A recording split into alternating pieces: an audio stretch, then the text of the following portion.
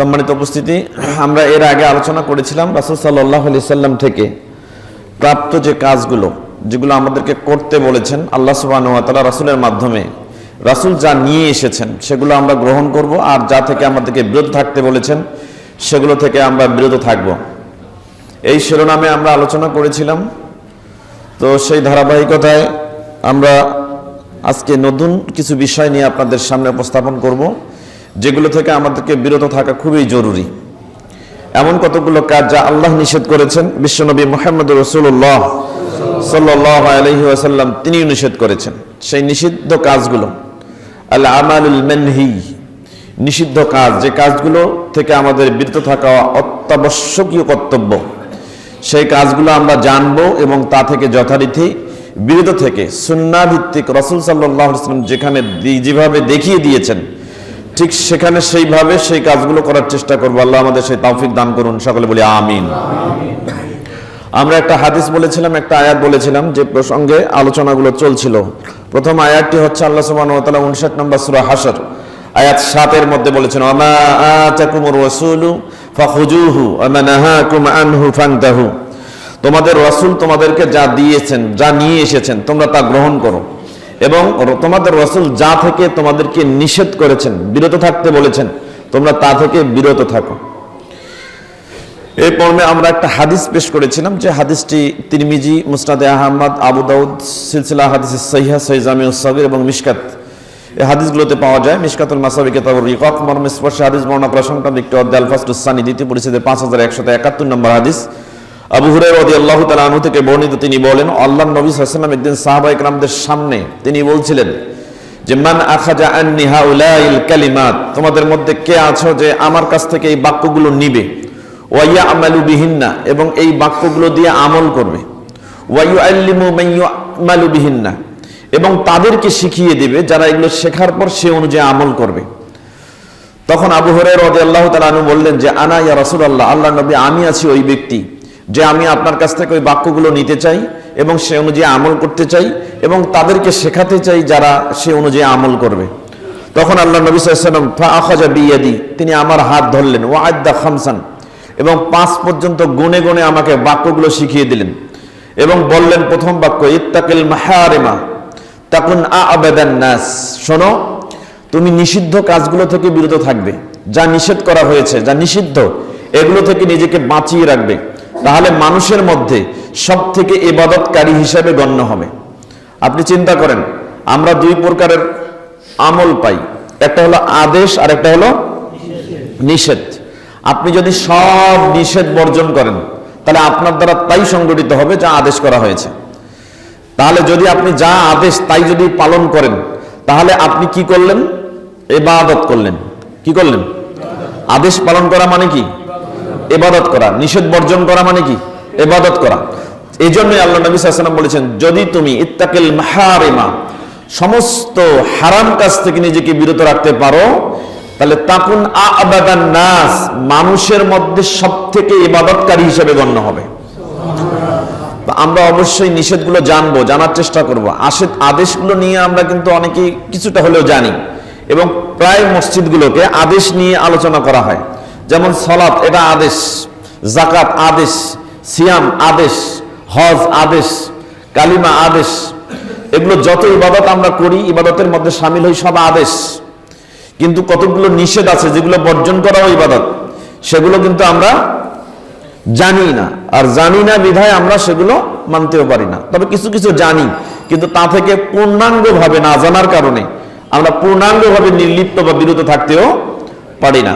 সম্মানিত উপস্থিতি, তো এই নিষেধগুলোর মধ্যে সবথেকে একটা বড় নিষেধ, যেটা আল্লাহ সুবহানাহু ওয়া তাআলা প্রত্যক্ষ এবং পরোক্ষভাবে যা থেকে নিষেধ করেছেন, সেটা হলো কি, যে পাপটি পৃথিবীর সবথেকে বড় পাপ, যে পাপের গুনাহ আল্লাহ ইচ্ছা করলে ক্ষমা করে দিতে পারেন এবং পারবেন, কিন্তু আল্লাহ ক্ষমা করবেন না। বলেন তো সেই পাপটা কি? শিরক। আমরা সবাই জানি, কিন্তু শিরক বুঝি না। সবাই জানি, কিন্তু শিরক বুঝি না। ওইভাবে বুঝি না। কেন বুঝি না? শিরকের প্রকারগুলো জানি না।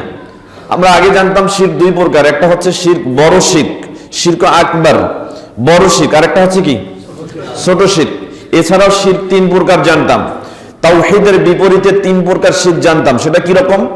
যে উলুহিয়ার ক্ষেত্রে শিরক করলে সেটা এক প্রকার শিরক, রুবুবিয়াতের ক্ষেত্রে শিরক করলে সেটা এক প্রকার শিরক, আসমায়ে ওয়াস সিফাতের মধ্যে শিরক করলে সেটা এক প্রকার শিরক। এই 3 প্রকার শিরক আর ওই 2 প্রকার শিরক এটা জানতাম। এছাড়াও অনেক প্রকারের শিরক আছে যেটা আমরা জানি না। কেন জানি না? এই প্রসঙ্গে হাফিজ ইবনুল কাইয়্যিম রাহিমাহুল্লাহ তিনি মাদারিজুস সালিকিন মূল কিতাব প্রথম খণ্ড 376 নম্বর পৃষ্ঠার মধ্যে উল্লেখ করেছেন, লিশিরকি আনওয়াউন কাসীরা, শিরকের অনেকগুলো প্রকারভেদ রয়েছে।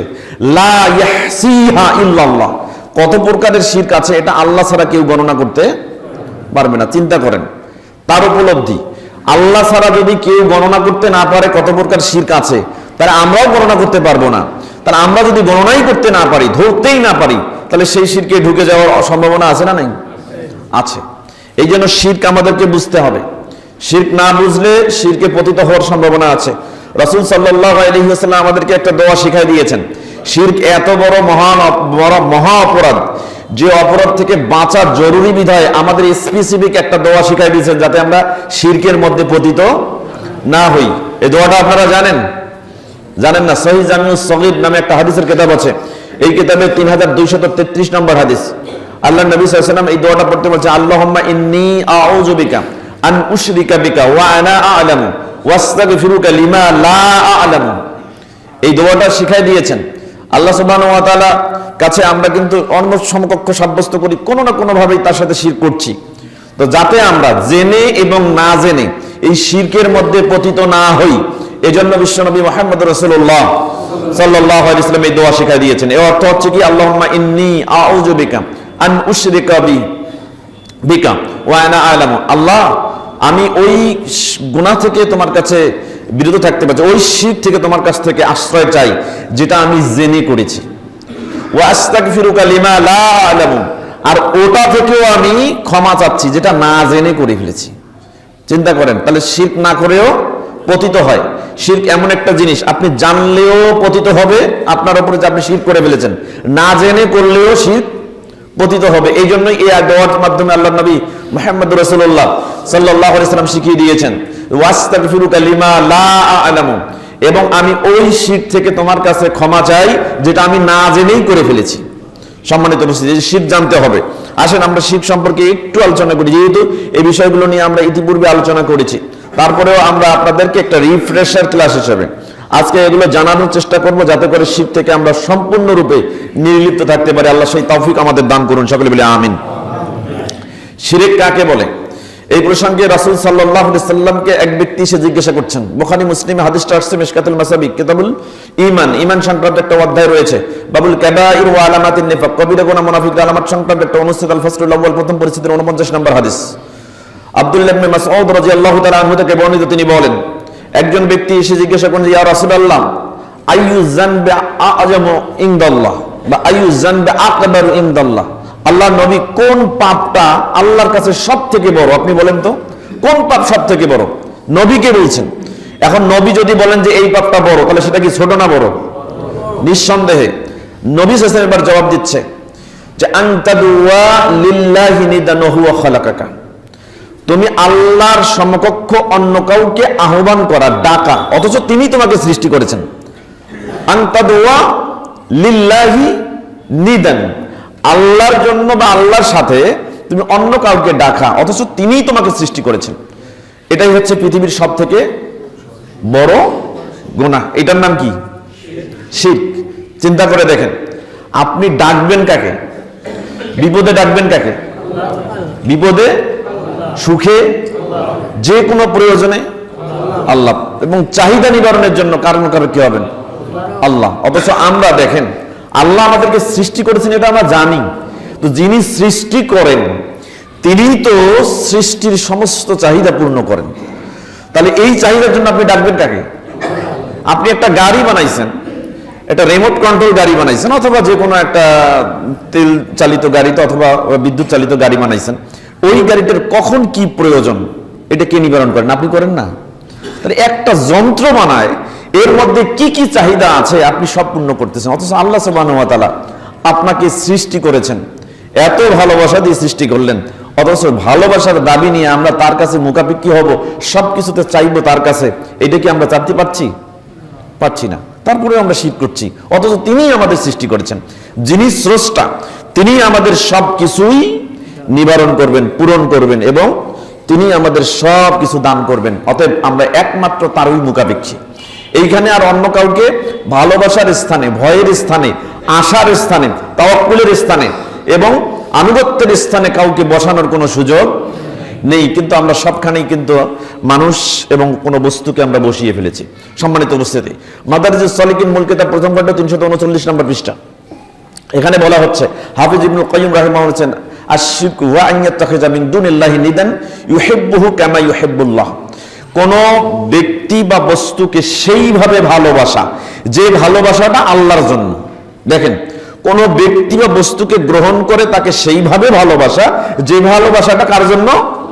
আল্লাহর জন্য। তাহলে আল্লাহর ভালোবাসার স্থানে যদি কোনো ব্যক্তি বা বস্তুকে আমরা স্থান দেই, তাহলে সেটার নাম কি? শিরক। মনে রাখবেন, শিরক এত বড় গুনাহ, এত বড় গুনাহ, এটা পৃথিবীর সব থেকে বড় জুলুম, অত্যাচার। যে কথা আল্লাহ সুবহানাহু ওয়া তাআলা বলছেন, প্রথমত কথা আল্লাহ সুবহানাহু ওয়া তাআলা আয়াত নাযিল করলেন পবিত্র কোরআনুল কারীমের সূরা আনআম অধ্যায় 6 আয়াত 82, আল্লাযীনা আমানু ওয়া লাম ইয়ালবিসু ঈমানাহুম বিযুলমিন উলাইকা লাহুমুল আমনু ওয়া হুম মুহতাদুন। আল্লাহ বলছেন, নিশ্চয় যারা ঈমানদার, যদি তারা তাদের ঈমানকে জুলুমের সাথে একত্রিত না করে, ভালো করে বোঝেন আয়াতটা, যদি কোনো ঈমানদার তাদের ঈমানকে জুলুমের সাথে একত্রিত না করে, আল্লাহ বলছেন ওর জন্যই নিরাপত্তা, আর ওই সঠিক পথে আছে, হেদায়েতের পথে আছে। এখন বলেন তো, কে ঈমানদার সে জুলুম করে নাই? এই আয়াতটা সাহাবায়ে কেরাম ওই সময় বোঝে নাই, আপনি বুঝছেন কিনা জানি না। কে জুলুম করে নাই?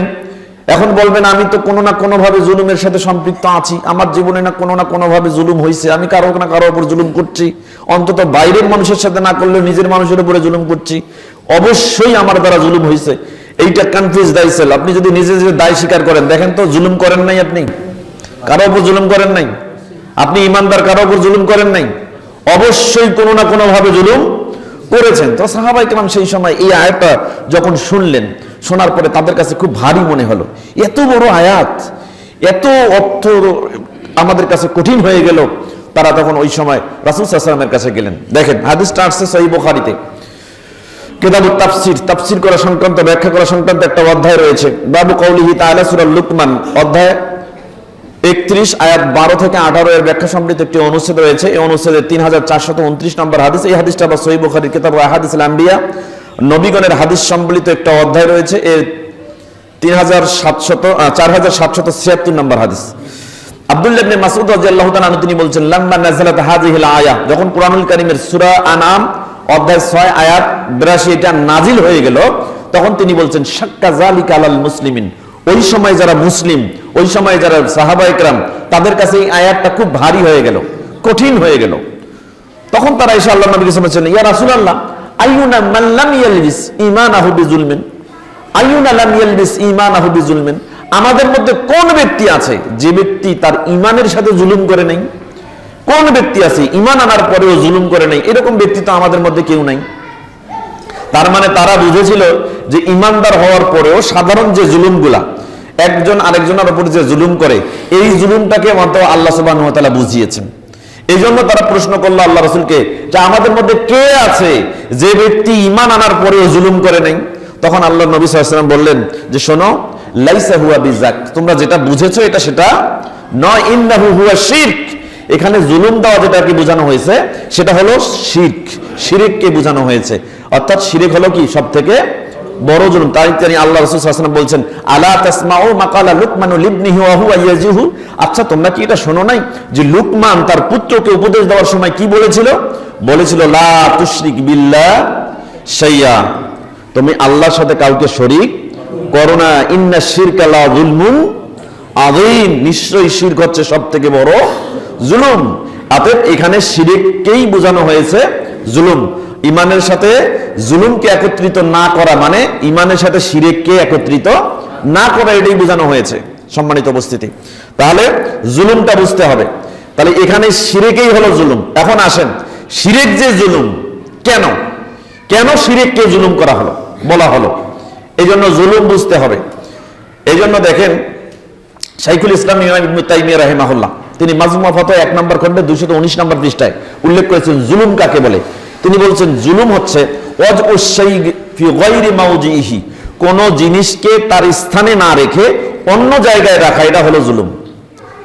তাহলে ফামান আবাদা গায়রাল্লাহ, অতএব যে ব্যক্তি আল্লাহকে ছাড়া অন্য কারো ইবাদত করে, ফাকাদ ওয়াজআল ইবাদাতা ফি গায়রি মাওজিহা, সে যেন ইবাদত যেখানে দেওয়ার সেখানে না দিয়ে অন্য জায়গায় দিয়ে দিয়েছে। দেখেন এই পৃথিবীতে সেজদা দিবেন কার জন্য?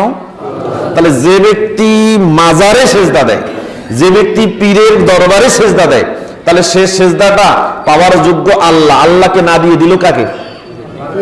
তাহলে সে কি করলো? আরে আল্লাহ, চিন্তা করে দেখেন, আল্লাহ জমিন সৃষ্টি করলেন, এই মাটি দিয়ে মানুষকে সৃষ্টি করলেন, যে মাটি দিয়ে মানুষকে সৃষ্টি করেছেন সেই মানুষকেই মৃত্যু দান করলেন, তাকে আবার মাটির ভিতরে শুইয়ে দিলেন, আবার সেই মানুষকেই আপনি সিজদা করতেছেন। তাহলে আপনি স্রষ্টার জন্য যেটা প্রাপ্য সেটা স্রষ্টাকে না দিয়ে দিলেন কাকে? সৃষ্টিকে দিলেন। কাকে? সৃষ্টিকে। তাহলে যে জিনিসটা যেখানে রাখার দরকার সেখানে রাখলেন না, রাখলেন অন্য জায়গায়, এটার নাম কি? জুলুম। এটার নাম কি? জুলুম। এই জন্যই বলা হচ্ছে শিরক বড় জুলুম। কেন বড় জুলুম? আল্লাহর জন্য যেটা প্রাপ্য সেটা আল্লাহকে দিলেন না, দিলেন অন্য কাউকে, দিলেন সৃষ্টিকে। তাহলে এটা হলো পৃথিবীর সব থেকে বড় জুলুম। পিতা সন্তানকে সব কিছু দেয়, স্বামী স্ত্রীকে সব কিছু দেয়, একজন মালিক কর্মচারীকে সব জিনিস দেয়, কিন্তু ওই পিতার অবাধ্যচারণ যখন করে সন্তান, স্বামীর অবাধ্যচারণ করে স্ত্রী, যখন মালিকের অবাধ্যচারণ করে কোনো কর্মচারী, তখন আমরা কি বলি? যে তোমাকে আমি দিচ্ছি, তোমাকে খাওয়াচ্ছি, তোমাকে পড়াচ্ছি, তোমার চাহিদা নিবারণ করছি, তারপরেও তুমি আমার কথা শোনো না, তোমার মতো জালিম আর নাই। তাহলে আপনি দেখেন, চিন্তা করে আল্লাহ আপনাকে সৃষ্টি করলেন, এই বিছানা স্বরূপ জমিনে থাকার ব্যবস্থা করে দিয়েছেন, আসমান থেকে পানি বর্ষণ করে জমিন থেকে শস্য দানা বীজ দানাকে উদ্গত করে ফসল ফলাদি ফলিয়ে আপনার রিজিকের ব্যবস্থা করে দিয়েছেন। যে আল্লাহ আপনাকে এত সুখ স্বাচ্ছন্দ্যের মধ্যে রেখেছেন, তার জমিনে চলে, তার জমিনে আপনি সবকিছু ভোগ করার পরেও ওই আল্লাহর যদি অবাধ্যচারণ করেন, তাহলে পৃথিবীতে আপনার চাইতে জালিম আর কে আছে বলেন? চিন্তা করেন।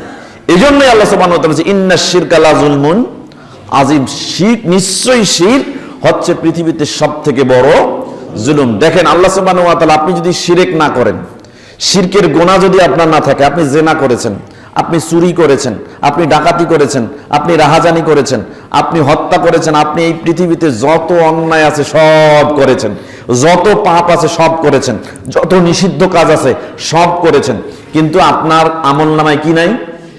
শিরক নাই। এই সমস্ত গুনাহ আল্লাহ আপনার মাফ করে দিবেন।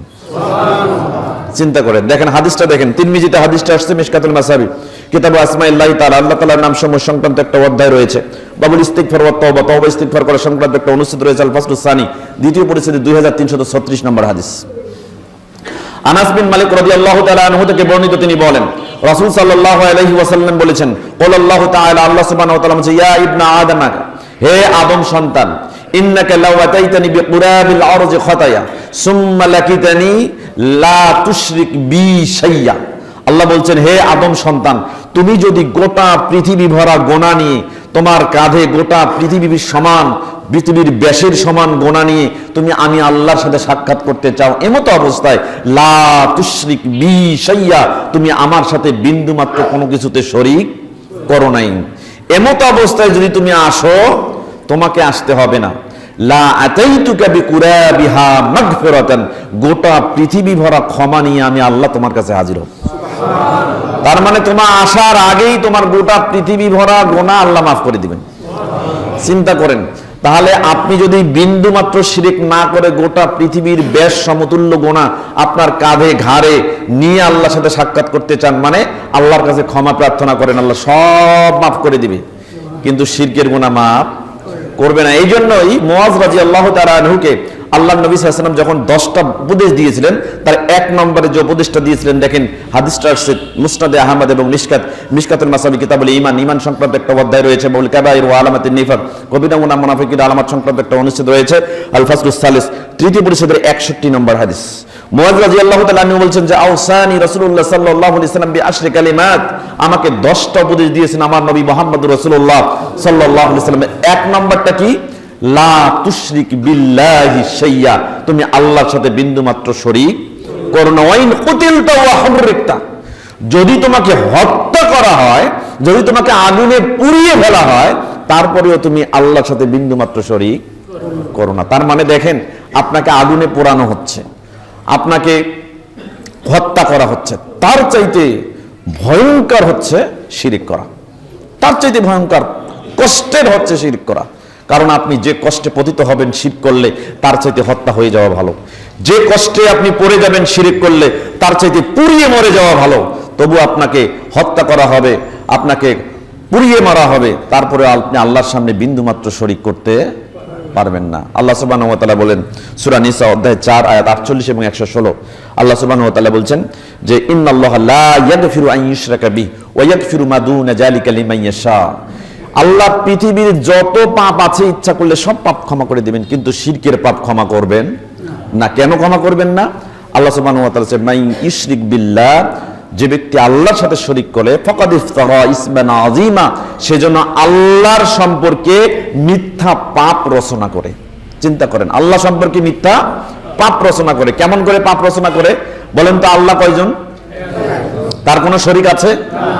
লা ইলাহা ইল্লাল্লাহ, লা শারীকা লাহ, তার কোনো শরীক নেই। এটা আমরা জানি কিনা? এবং আল্লাহ ছোট্ট একটা সূরা, সূরাতুল ইখলাসের মধ্যে বলে দিয়েছেন, নবী আপনি বলুন কুল হুয়াল্লাহু আহাদ, আল্লাহুস লাম ইয়ালিদ ওয়া লাম ইয়াকুল লাহু কুফুয়ান আহাদ। তাই এখানে আপনি বললেন কুল হুয়াল্লাহু আহাদ, বলুন আল্লাহ কয়জন? এক। আল্লাহুস সামাদ, তিনি অমুখাপেক্ষী, তিনি কারো মুখাপেক্ষী। লাম ইয়ালিদ ওয়া লাম ইউলাদ, তিনি কাউকে জন্ম দেন নাই, কেউ তাকে জন্ম দেন। ওয়া লাম ইয়াকুল লাহু কুফুয়ান আহাদ, তার সমকক্ষ কেউ নেই। আপনি সমকক্ষ সাব্যস্ত করলেন, আল্লাহ এক, অথচ আরেকজনকে গ্রহণ করে বুঝাইতে চাচ্ছেন যে আল্লাহ একজন নয়, আরো আছে।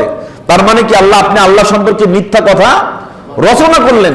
এই জন্য এটা এত বড় অপরাধ। আল্লাহ বলছেন যে ব্যক্তি ওয়ামান ইউশরিক বিল্লাহ ফাকাদ ইফতারা ইসমান আযীমা, সেজন্য আল্লাহ সম্পর্কে বড় মিথ্যা পাপ রচনা করলো। চিন্তা করে দেখেন, আল্লাহ কোনো শরীক নাই, আল্লাহ একক, তিনি এক, অদ্বিতীয়, দ্বিতীয় কোনো সত্তা নেই। অতএব আপনি আল্লাহর সম্পর্কে মিথ্যা রচনা করেছেন কিসের মাধ্যমে? শিরক করার মাধ্যমে। সম্মানিত উপস্থিতি, এই জন্য আল্লাহ সুবহানাহু ওয়া তাআলা 116 নম্বর আয়াত সূরা নিসার মধ্যে বলছেন ওয়ামান ইউশরিক বিল্লাহ ফাকাদ দাল্লা দালালান বাঈদা, সেজন্য পথ ভ্রষ্ট হয়ে ইসলাম থেকে বের হয়ে গেছে। অর্থাৎ যে ব্যক্তি শিরক করে, জুলুম করে, সে হচ্ছে পথভ্রষ্ট। সম্মানিত উপস্থিতি, পৃথিবীর সবথেকে বড় পাপ হলো এই শিরক। কিন্তু কথা হচ্ছে শিরক আমরা বুঝি না, শিরক বুঝি না, শিরক বুঝতে হবে। এই জন্য আমি বলছি শিরকের অনেকগুলো প্রকারভেদ আছে যেটা আল্লাহ ছাড়া কেউ জানে, কিন্তু আমরা চেষ্টা করব শিরকের প্রকারগুলো জেনে নেওয়ার। কারণ শিরক এমন ভাবে আসে, আব্দুল্লাহ ইবনে আব্বাস রাদিয়াল্লাহু তাআলা আনহু তিনি বলছেন তাফসীরুল কোরআনুল আযীমের 4 নম্বর সূরা নিসার 48 এবং 116 নম্বর আয়াতের ব্যাখ্যায় ইবনে কাসির রাহিমাহুল্লাহ তার কলকুট করেছেন।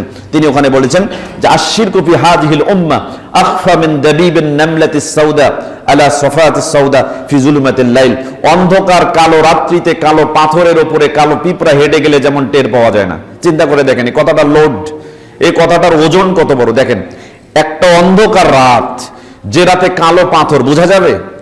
বোঝা যাবে না। কালো পাথরের উপর কালো পিঁপড়া, বোঝা যাবে? কারো ক্ষমতা আছে এটা দেখতে পারে? পাওয়া যাবে না, চিনতেই পারবে না। তিনি বলছেন যে একটা অন্ধকার রাত্রিতে কালো পাথরের উপর কালো পিঁপড়া হেঁটে গেলে যেমন বুঝতে পারে না, এই জাতি, এই উম্মাহ শিরকের ভিতরে ঢুকে যাবে, সে নিজেও বুঝতে পারবে না। চিন্তা করে দেখেন, তাহলে আমরা শিরকের মধ্যে ঢুকে যাওয়ার সম্ভাবনা খুবই রয়েছে। এই জন্য শিরকে আমাদেরকে বুঝতে হবে। আল্লাহ নবী মুহাম্মদ রাসূলুল্লাহ সাল্লাল্লাহু আলাইহি সাল্লাম সেই সময় একটা উদাহরণ দিয়েছেন, যেটা ইবনে মাজাহ নামে একটা হাদিসের কিতাব আছে। এই হাদিসের মধ্যে এসেছে 4204 নম্বর হাদিস। আবু জুহদি, দুনিয়া বিমুখিত হওয়া সংক্রান্ত অধ্যায় সময়ের একটা শিরোনাম, বাবু রিয়া ওয়াসামা, লোক দেখানো লোক শোনানো একটা অনুচ্ছেদ রয়েছে। এই অনুচ্ছেদে হাদিসটি আবু সাঈদ আল খুদরি রাদিয়াল্লাহু তাআলা আনহু থেকে বর্ণিত। তিনি বলছেন যে নাহনু নাতাযাকারু মাসিহাদ দাজ্জাল, আমরা দাজ্জালের আগমন নিয়ে কথা বলছিলাম। এমত অবস্থায় খরাজা আলাইনা রাসূলুল্লাহ সাল্লাল্লাহু আলাইহি ওয়াসাল্লাম, আল্লাহ নবী ঘর থেকে বের হয়ে আমাদের কাছে আসলেন। আসার পরে আমরা যে দাজ্জাল নিয়ে কথা বলছিলাম এটা আল্লাহ নবী শুনলেন। শোনার পরে তিনি ওখানে দাঁড়িয়ে বললেন যে আলা উখবিরুকুম বিমা হুয়া আখওয়াফু আলাইকুম ইনদি মিন মাসিহিদ দাজ্জাল, আচ্ছা তোমরা যে দাজ্জালের আগমন নিয়ে কথা বলছো, আমি কি তোমাদেরকে বলবো না এই দাজ্জালের আগমনের চাইতে আরো ভয়ঙ্কর কিছু আছে, এর চাইতে ভয়ঙ্কর কিছু আছে, আমি কি বলবো না? তখন তারা বলল ক্বালু বালা ইয়া রাসূলুল্লাহ, আল্লাহর নবী বলুন সেটা কি, দাজ্জালের আগমনের চাইতে ভয়ঙ্কর সেটা কি হতে পারে? রাসূল সাল্লাল্লাহু আলাইহি ওয়াসাল্লাম বলেন হুয়া শিরকুল খাফি, সেটা হলো গোপন শিরক। কি শিরক? শিরক। তার মানে গোপনে গোপনে বান্দা শিরিক করবে, অন্য মানুষ বুঝতে পারবে না। বুঝবে কে? আল্লাহ। চিন্তা করেন, এই জন্য গোপন শিরক আমাদেরকে চিনতে হবে। সেটা কেমন? আল্লাহ নবী সাল্লাল্লাহু আলাইহি ওয়াসাল্লাম দিয়েছেন যে আইয়াকুমা রাজুলু ফা ইউসাল্লি, একজন ব্যক্তি দাঁড়ালো, দাঁড়িয়ে সালাত আদায় করতেছে। সালাত আদায় করতে করতে করতে হঠাৎ দেখলো যে পাশের লোকটা তার সালাত দেখতেছে, কিভাবে সে সালাত আদায় করে। তখন এই লোকটা সালাতরত অবস্থায় বুঝতে পারলো যে পাশের একজন লোক আমার সালাতটা লক্ষ্য করতেছে, না জানি সালাত শেষ করার পর কোনটা ভুল সে আমার ধরায় দেয়। তখন সে কি করলো, খুব সুন্দর করে সালাত আদায় করতে শুরু করলো, যাতে লোকটা আর তার সালাতের মধ্যে কোনো ভুল খুঁজে না পায়। আল্লাহ নবী সাল্লাল্লাহু আলাইহি ওয়াসাল্লাম ফায়ুযায়্যিনু সালাতাহু লিমা ইয়ারা মিন নাজরির রাজুল, ওই ব্যক্তি তখন সালাত শুরু করে এত সুন্দর করে আদায় করে যাতে ওই লোকটার নজর থেকে সে বাঁচতে পারে, লোকটা যেন তার কোনো ভুল ত্রুটি ধরতে না পারে। এটার নাম হচ্ছে গোপন শিরক। তাহলে সালাতে আপনি সালাত দেখাবেন কাকে? ভয় করে সালাত আদায় করবেন কার? কার জন্য সালাত সুন্দর করবেন? আল্লাহর জন্য। কিন্তু ওই লোকটা সালাত সুন্দর করলো কার জন্য? মানুষের জন্য। তাহলে এই রকম দেখেন তো আমরা অনেক কাজ করি না, যে কাজগুলোর মধ্যে সন্তুষ্ট করার কথা আল্লাহর, কিন্তু সন্তুষ্ট করি কাকে? আপনি বিড়ি টানতেছেন, টানেন, আপনি আমার মুসল্লি, আমাকে সম্মান করেন, করেন, সমস্যা নাই। কিন্তু আপনি সারা বাংলাদেশ বিড়িটা নিয়ে আসলেন আর আমার সামনে বিড়িটা ফেলাই দিলেন, কি বুঝাইতে চান? কাক কি বুঝাইতে চান বলেন? ভয়টা কার? হায় হায়, মানুষ পাপ করছে নির্দ্বিধায়, নির্দ্বিধায় পাপ করছে। আপনি বিড়ি টানছেন, গাঁজা খান, আফিম খান ইত্যাদি রাহাজানি করেন, যত প্রকার পাপিষ্ট কাজে পুলিশ থাকেন। সেদিন দেখলাম আমার মুসল্লি জুয়া খেলার আসরে বসছে, কি আফসোস, 3 জন। ওরা আমাকে চিনে, কিন্তু আমি ফজরে যে সকালে হাঁটি ওরা বুঝে না। তারপরে দেখেন আমাকে দেখে খুব ভদ্র মানুষ এসে সালাম দিচ্ছে হাত মুছে। চিন্তা করেন, অথচ তার গায়ের মধ্যে ওই যে কি ফ্ল্যাশ কার্ড গুলো লেগে আছে, বুঝছেন? চিন্তা করেন তাহলে আপনারা কত ভালো মানুষ, কত ভালো মানুষ। চিন্তা করেন, আপনাদের ভয় করা উচিত কাকে? গোপন জায়গায় দেখেন কে? আপনি যদি ঘরের কোণার ভেতরে ফেন্সিডিল খান আমি দেখতে পারবো? এই ক্ষমতা আমার আছে? নাই। আপনি যদি ঘরের ভিতরে জুয়া খেলেন আমি দেখতে পারবো? পারবো না তো। আপনি আপনার ব্যবসার সাথে, হালাল ব্যবসার সাথে যদি আপনি গাঁজা, ইয়াবা, ফেন্সিডিল, মদ, আফিম যত অবৈধ মালামাল আছে সব নিয়ে যদি বিক্রয় করেন, আমার ক্ষমতা আছে আপনার জামাতের এই খতিব হিসেবে আমি এগুলো জানবো, জানতে পারবো? যতক্ষণ না প্রত্যক্ষভাবে আমি এগুলো লক্ষ্য করছি ততক্ষণ আমি শিওর না, নিশ্চিত না জড়িত আছেন। কিন্তু দেখেন কে? তা ভয়টা করবেন কাকে? দেখেন তো, আমি আপনাকে আজকে উপদেশ দিচ্ছি, আপনাকে আজকে উপদেশ দিচ্ছি। আল্লাহ সুবহানাহু ওয়া তাআলা ফাযাক্কির ইন্নামা আনতা মুযাক্কির লাস্তা আলাইহিম বিমুসাইতির, নবী আপনি উপদেশ দান করেন, আপনি উপদেশ দানকারী মাত্র, আপনি ধরাও পাকড়াওকারী নন। আমি কি আপনাকে ধরাও পাকড়াও করে মারিয়ে কিলিয়ে কি একেবারে সোজা পথে নিয়ে আসতে পারবো? পারবো না। আমার কাজ হচ্ছে আপনাকে উপদেশ দেওয়া, আপনি উপদেশ অনুসরণ করবেন। কিন্তু কিয়ামতে আপনাকে জান্নাতে পৌঁছায় দিব এই ক্ষমতা আমার, এমনকি হিদায়াতের রাস্তায় তুলে দিলাম এই ক্ষমতাও আমার। আর এটা নবীরই ছিল না, আমার আছে। তা আপনি আমাকে দেখে এত বিড়ি ভয় ফেলে দেওয়ার দরকার কি? খান না, টানেন না, টানলেন তো আপনার মুখে গন্ধ, আমি তো বুঝি। আপনি যখন সালাম দেন আপনার সালামের সাথে দুর্গন্ধ আসে, আমি বুঝি তো আপনি কোন ধরনের মুসল্লি, কোন ক্যাটাগরির মুসল্লি। তা আপনি সেখানে আমাকে ভয় করে, আমাকে সম্মান করে এইভাবে করার দরকার নেই। শোনেন, পৃথিবীতে সম্মান, ভালোবাসা এর কোয়ালিটি আছে, ক্লাসিফিকেশন আছে, মনে রাখবেন। আশিরকু ফিল হুব্বি, ভালোবাসার মধ্যেও শিরক হয়, ভয়ের মধ্যেও শিরক হয়। আশিরকু ফিল খাউফ, ভয়ের মধ্যেও শিরক, আনুগত্যের মধ্যেও শিরক। আশিরকু ফিত তাআহ, আশার মধ্যেও শিরক। আশিরকু ফির রিজা, আপনি আর ভয় তাওয়াক্কুল করবেন, ভরসা করবেন, আশিরকু ফিত তাওয়াক্কুল, এগুলোর মধ্যেও শিরক হয়। কিন্তু আপনি যদি আজকে মানুষের মুখাপেক্ষী হন, মানুষের উপরে তাওয়াক্কুল করেন, মানুষের উপরে আশা করেন, মানুষকে ভয় করেন, মানুষকে ভালোবাসেন, বাঁচতে বাঁচতে ভয় করতে করতে আশা করতে করতে আপনি তাওয়াক্কুল ভরসা করতে করতে মানুষকে এমন পর্যায়ে নিয়ে গিয়েছেন যে স্থানটা আল্লাহর, তাহলে আপনি কি? মুশরিক। আপনি ঈমানের সাথে জুলুমকে একত্রিত করেছেন, যার কারণে আপনি শিরকের মধ্যে ঢুকে গেছেন। অতএব খুব সাবধান। ডাক্তার আপনাকে বাঁচাতে পারবে না, ডাক্তারের এই ক্ষমতা নেই, আছে নাই। আপনি বিপদের সময় গরু কোরবানি দেন, ছাগল কোরবানি দেন, দিতে দিতে দিতে তাকে উট কোরবানি দিয়েছেন, অথচ আপনার বাপ 14 পুরুষ কোনোদিন গরু কোরবানি করেনি। এখন বাঁচাইতে বাঁচাইতে, স্ত্রীকে বাঁচাইতে বাঁচাইতে স্বামী উট কোরবানি করারও মানত করে ফেলেছে। চিন্তা করে দেখেন, এখন উট মানত কোনো বাছাই করতে করতে উট যখন কোরবানি করার মানত করে ফেলেছে, এরপর ডাক্তারের কাছে গেল, চিকিৎসা ভালোভাবে হয়ে গেছে, বাস সুস্থ হয়ে গেল। এখন যখন সে আসলো বাড়িতে, প্রশংসা করে কার? আল্লাহর করে? কার করে? কার? ডাক্তারের, কার? ক্লিনিকের, কার? মেডিকেল হসপিটালের, এগুলোর প্রশংসা করে। আল্লাহ সুবহানাহু ওয়া তাআলা সে কথাও কোট করে দিয়েছেন পবিত্র কোরআনুল কারীমের সূরা আনকাবুত অধ্যায় 29 আয়াত 65। আল্লাহ বলেন, ফাইজা রাকিবু ফিল ফুলকি দাউল্লাহ মুখলিসিনা লাহুদ্দিন। যখন তারা বিপদে পড়ে, যখন তারা সমুদ্রের উত্তাল তরঙ্গের ঢেউয়ের মধ্যে বাড়ি খায়, নৌকা জাহাজ বাড়ি খায়, টালমাটাল অবস্থা, এই পড়ে এই জীবন শেষ, এমন অবস্থায় যখন পৌঁছে, তখন দাউল্লাহ মুখলিসিনা লাহুদ্দিন, তখন একনিষ্ঠভাবে ডাকে কাকে? আল্লাহ এই বিপদ থেকে বাঁচায় দাও, আল্লাহ এই ঝড় তুফান থেকে বাঁচায় দাও, আল্লাহ এই সমুদ্রের মধ্যবর্তী বিপদ থেকে বাঁচায় দাও।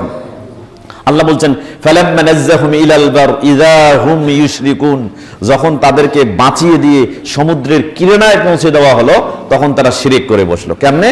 তখন তাকে জিজ্ঞাসা করলে, এত ঢেউ, এত বিপদ, এই সমুদ্রের উত্তাল তরঙ্গ ঢেউয়ের মাঝখানে এই বিপদ সীমা থেকে কিভাবে বেঁচে আসলেন? তখন বলে যে এই গাড়ি, এই স্টিমার, এই মাঝি না থাকলে আমি বাঁচতে পারতাম না। বলে না এরকম?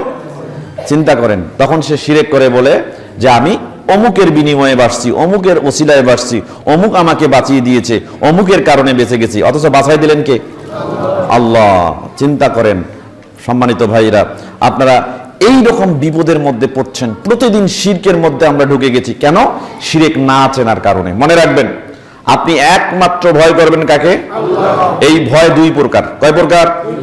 দুই প্রকার। আরেকটি সহ ভয় হলো 3 প্রকার। মনে রাখবেন, এটা 3 প্রকারের ভয়। কয় প্রকারের?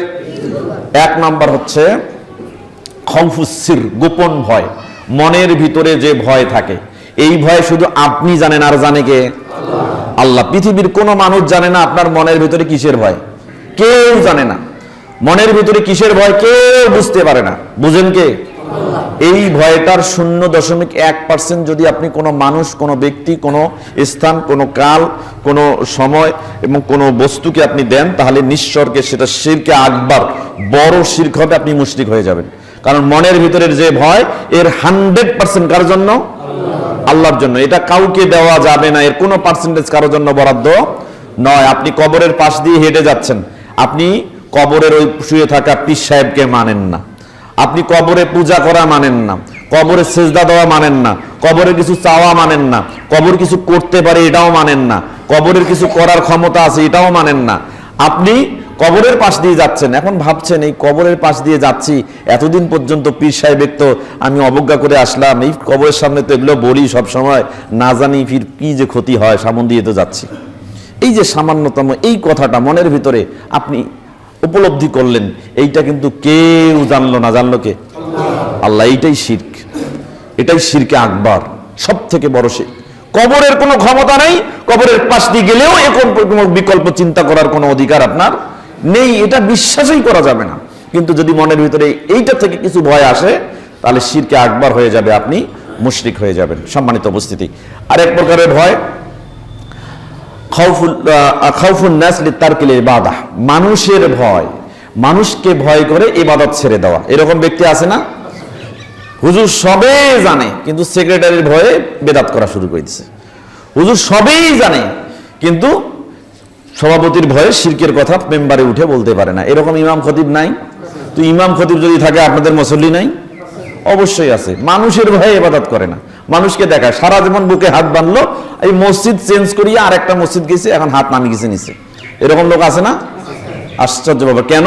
যে যদি বহুত বাঁধি, ফির যদি নিচে না বাঁধি, না জানি কোন বিপদে পড়ে যাই। এই যে মানুষের ভয়ে সুন্নাহকে সে বর্জন করে দিল। এরকম কিছু মানুষ আছে মানুষের ভয়ে ইবাদতে করে না, আছে না?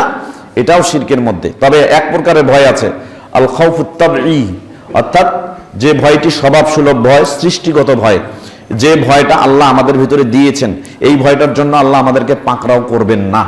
সেই ভয়টা হচ্ছে স্বাভাবিক ভয়। যেমন আপনি বন জঙ্গল দিয়ে হাঁটছেন, হঠাৎ করে বাঘের গর্জনে আপনি ভীত হয়ে গেছেন। রাস্তা দিয়ে হাঁটতেছেন, মেঘের গর্জনে আপনি কম্পিত হয়ে গেছেন। এই ভয়টা আল্লাহ আমাদের ভিতরে দিয়েছে। এই ভয়ের জন্য কোনো শিরকের গুনাহ হবে না। কথা কি বুঝতে পারছেন? আমরা ধারাবাহিকভাবে এরপরে যত প্রকারের শিরক আছে আমরা যতটুকু জানতে পেরেছি আমরা আপনাদেরকে জানানোর চেষ্টা করব। আপনারা আগামী দিন থেকে সকাল সকাল মসজিদে আসবেন অবশ্যই ইনশাআল্লাহ, এবং আমরা যথারীতি প্রত্যেকটা প্রকার শিরক যেটা আমরা জানতে পেরেছি কিতাবের মাধ্যমে এবং সালাফদের থেকে, সেই শিরকগুলো আপনারা আমাদেরকে জানার চেষ্টা করবেন। এবং পাশাপাশি যে কাজগুলো থেকে আল্লাহ নবী আল্লাহ সুবহানাহু ওয়া তাআলা আমাদেরকে নিষেধ করেছেন সেগুলো থেকে আমরা বিরত থাকার চেষ্টা করব। আল্লাহ আমাদের সেই তৌফিক দান করুন, সকলে বলি আমিন।